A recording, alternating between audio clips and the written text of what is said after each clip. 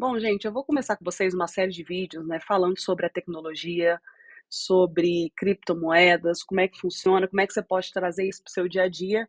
E espero que vocês gostem, tá certo? Eu vou tentar ser o mais transparente, o mais clara, sempre trazendo para a nossa realidade, para que vocês possam adaptar mais fácil, tá certo? Então vamos lá, vamos seguir.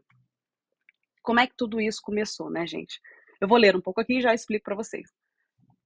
O Bitcoin, né, ele foi publicado em 2008, né, por Satoshi Nakamoto. Na verdade, a gente não sabe se é uma pessoa, se é uma instituição, se é um grupo aí de nerds da internet, ninguém sabe disso até hoje. Mas esse artigo, né, ele descreve que o sistema de pagamento eletrônico, que era o peer-to-peer do Bitcoin, que permite a transferência de valor diretamente entre duas partes, sem a necessidade de intermediários como bancos, né? O sistema é construído em cima da tecnologia blockchain, que é um registro digital, descentralizado e imutável de todas as transações. Inclusive, eu vou estar fazendo um outro vídeo explicando como que funciona essa tecnologia blockchain um pouco mais aí na prática. E também, abaixo desse vídeo, eu vou estar colocando o que foi esse artigo que Satoshi Nakamoto deixou aí em 2008.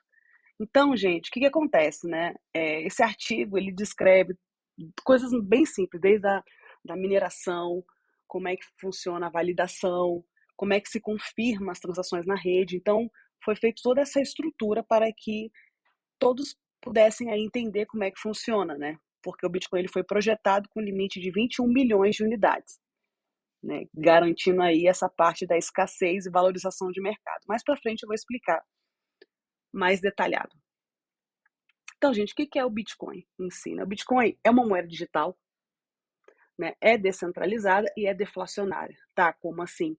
Uma moeda digital é diferente. Você não pode pegar ela como real, dólar, euro. Não.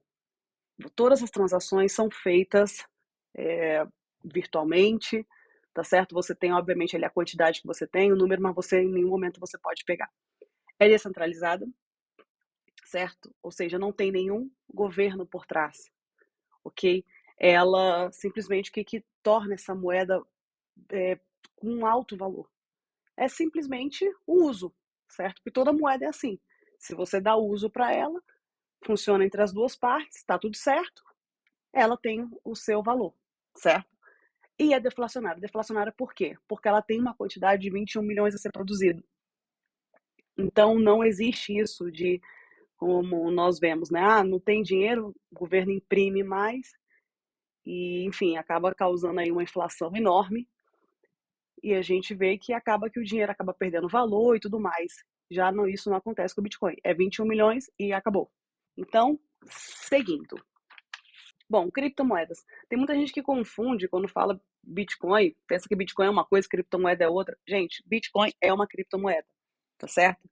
E o que é isso, né? Ela, obviamente, ela é a mais conhecida porque foi a primeira e tudo mais, então ela se tornou mais conhecida.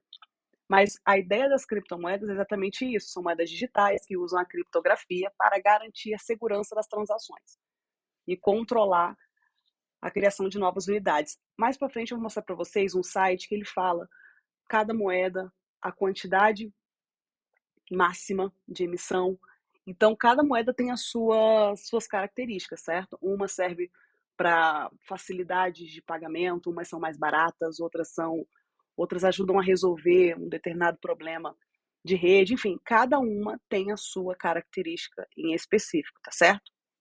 Então, não tem como eu falar para vocês de criptomoeda se você não entende como é que foi todo o percurso, desde a história do dinheiro, como é que funcionava, porque senão sempre vai ficar uma coisa muito vaga na sua cabeça, certo? Antes da criação da moeda física, as pessoas realizavam suas transações comerciais por meio de trocas diretas de bens e serviços, que era chamado o sistema de escambo, né? E como é que isso funcionava? Ah, você era um fazendeiro, você podia trocar sua colheita aí com um ferreiro, por exemplo, né, em troca das ferramentas. Então, esse sistema foi usado durante muitos anos, né? Obviamente, tinha algumas limitações, tinha alguma dificuldade de estabelecer valor justo, né? Então, enfim, tinha-se um problema aí na parte da troca. E aí, por isso que veio a moeda física, que nós conhecemos, né? E daí a sociedade foi evoluindo e tudo mais, e cada região, cada país acabou criando o seu sistema de moeda, facilitando assim a troca, né, entre os participantes aí, ok? Agora, qual é o problema que foi surgindo depois disso, né? Como o governo ele tem sempre o poder de imprimir mais, a gente cai no problema da inflação. Nós vimos aí ultimamente o tema do Covid. Os Estados Unidos imprimiu mais dinheiro, injetou mais dinheiro na economia e tal. Mas junto com isso veio o quê? Inflação. Porque a gente tem que entender algo bem simples, sabe? Que não adianta só imprimir dinheiro se você não tem produção na economia, né? Não tem nenhum valor que dê razão a esse dinheiro imprimido. E aí acaba que esse dinheiro perde o valor de compra, né? Por exemplo, você pode ver que o que você compra hoje com R$ 100, você não comprava há 2 anos atrás, né? Então, isso é que nós temos que pensar. Por que isso acontece? Porque, por exemplo, você é um comerciante, você sabe que o governo injetou mais dinheiro, você sabe que as pessoas estão ganhando mais. Hoje você vende a sua, não sei, seu celular, um exemplo, por 5.000. Se você sabe que tem mais dinheiro na economia e você está tendo dificuldade, inclusive, de conseguir mais aparelhos, que está te custando mais caro, o que você vai fazer automaticamente? Você vai cobrar mais dessas pessoas, certo? Você não vai cobrar para essa pessoa simplesmente o valor de 5.000, você vai cobrar 5.600, 7.000, 8.000 e por aí vai. Então, vai se colocando mais dinheiro, mas por outro lado, você não consegue equilibrar isso. E aí a gente vem com esse problema de inflação. Eu não quero entrar tanto nesse sistema de economia, mas para vocês terem uma ideia geral, é isso que funciona. E quando um país, né, começa a ficar com esse problema absurdo, o que muita gente começa a recorrer? Ao ouro. Porque a gente sabe que o ouro é uma quantidade limitada, né? Não é o governo não vai lá e produz mais, não. Então, por isso que muita gente, quando você vê essa notícia assim, o Banco Central comprou mais, aumentou sua reserva em ouro, exatamente por causa dessa característica de ser limitado, tá certo? Seguindo. Quais são as bases principais do Bitcoin? Que basicamente é a tecnologia blockchain, né? Que é isso, né? É um registro digital, gente, distribuído e descentralizado de todas as transações, que permite que o Bitcoin seja transparente, seguro e resistente às fraudes. No próximo vídeo, como eu comentei, eu vou explicar para vocês detalhadamente o que é a blockchain, tá certo? Depois tem a prova de trabalho. O que é a prova de trabalho? É um mecanismo de segurança mesmo, sabe? Que garante que apenas os mineradores honestos são recompensados com novos bitcoins. Então, escassez digital. Lembra que eu falei do ouro? Que a característica dele é importante porque ele não se pode produzir mais dele? É exatamente essa ideia que veio o Bitcoin. Por isso que você escuta às vezes falar, é o ouro digital. Por causa dessa oferta limitada que ele tem, de 21 milhões. Então, torna-se, digitalmente falando, um valor escasso no mercado, ok?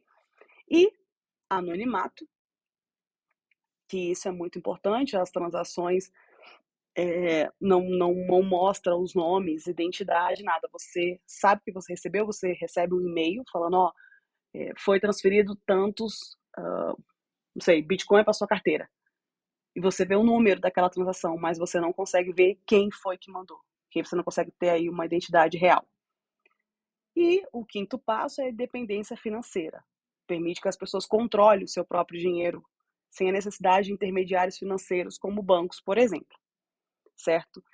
E isso, muita gente fica com medo dessa parte da independência, mas isso faz total sentido. Imagine que você estivesse em um país que estivesse passando por uma guerra, como nós vimos alguns anos atrás. Se você tivesse a sua carteira aí em Bitcoin, o que você poderia fazer? Você pegava isso, sua família, você ia para qualquer outro lugar. E o que nós vimos acontecer no jornal? Muita gente correndo no banco para sacar os seus recursos, quando você sabe que quando todo mundo vai ao mesmo tempo, não tem dinheiro para isso. Então, por mais que você tenha juntado dinheiro toda a sua vida, na hora que você precisasse, num lugar desse, num período desse de guerra, você simplesmente não ia ter nada. Por quê? Porque você estava preso a um sistema bancário. Então, essa é a ideia que está por trás da moeda, tá? Eu tentei ser o mais, assim, realista possível, precisei de uma explicação mais complexa, assim, mas para você entender, porque senão vai ficar sempre uma coisa muito vaga, tá certo, gente? Então eu espero que todos tenham gostado. Assista o meu próximo vídeo, que eu vou estar falando sobre blockchain mais detalhado. E, por favor, compartilhe, curta esse vídeo se você gostou. E qualquer dúvida, coloque aí nos comentários que eu vou fazer o possível para estar sempre aí respondendo e atendendo a todos vocês. Então, até mais e nos vemos no próximo vídeo. Tchau, tchau.